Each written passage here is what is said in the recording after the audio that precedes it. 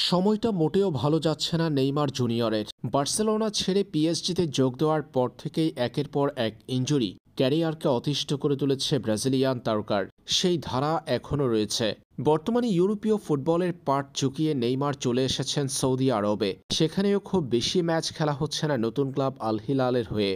ক্লাবটিতে যোগ দিয়ে ৫ ম্যাচ খেলার পর নেইমার জাতীয় দলের হয়ে খেলতে নেমে চোট পড়েছেন। সেই চোট নেইমারকে নিয়ে গেছে অস্ত্রোপচারের টেবিলে। এরপর ১ বছর মাঠের বাহিরে ছিলেন তিনি।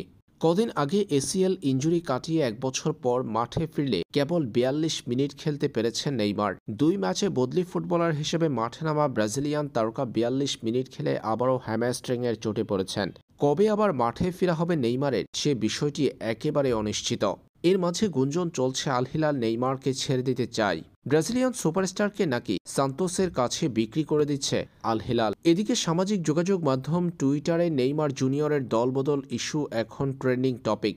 ব্রাজিলিয়ান সুপারস্টারের সঙ্গে নাকি একটা সমঝোতা চুক্তিতে পৌঁছেছে তার শৈশবের ক্লাব সান্তোস। অর্থাৎ ২০২৫ সালে নেইমার জুনিয়রকে ব্রাজিলের ফুটবলে দেখা যাবে বলে মনে করছে অনেক ফুটবল গণমাধ্যম। তবে আদতে নেইমারের চুক্তি হয়েছে কিনা সে বিষয়টি নিয়ে সুনির্দিষ্ট কিংবা সঠিক কোনো তথ্য পাওয়া যায়নি।